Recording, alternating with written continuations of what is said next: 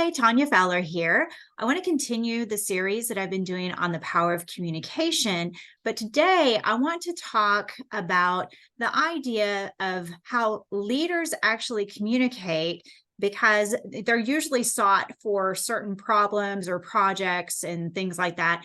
And joining me today, I have Peter Pollock. Hi, Peter. Hey, Tanya, how are you? Great, great. Peter is the author of the book, Leadership, the Good, the Bad, and the Ugly. And so thank you for being here. Again, I'm, definitely Of pulling course. a lot all the time out of this book. And so that's what got me to be thinking about this topic today, though, because when I think about great leaders and the number of decisions that they have to do and all of these things that people come to them all the time, they're sought after. And I always think about it being because they have all this experience.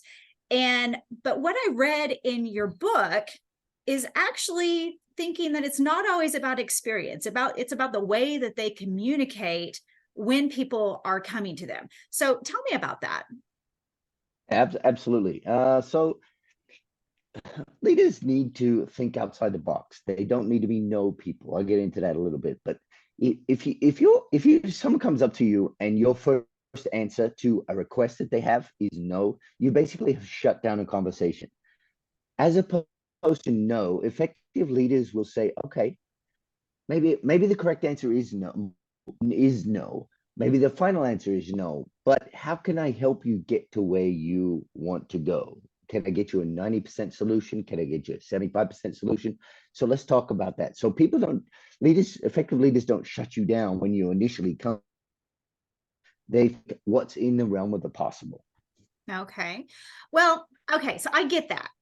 However, I mean, sometimes requests are really unreasonable. Sure, I mean, sure. unrealistic. I mean, how do leaders, I mean, really, I want to be able to know as an effective leader, how can I still, get things done without making people, just come to me about really stupid stuff?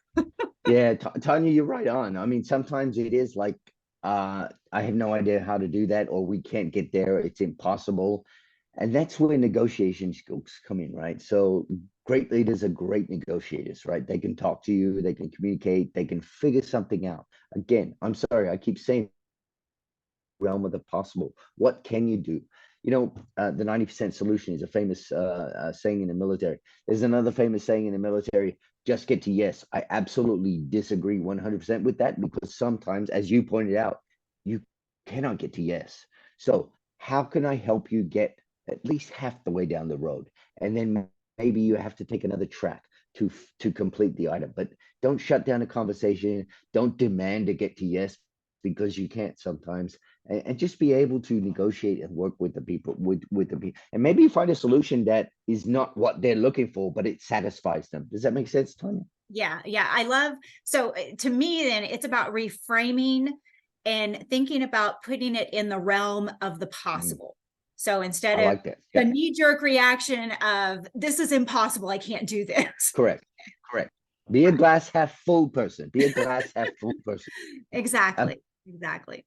Well, I know one thing, I think this was always powerful to me. I love how in this book, obviously, you always have some really strong other references. sure, So sure, sure. maybe we can end this because I think anybody watching this would be really interested in one of the sayings that you have in here.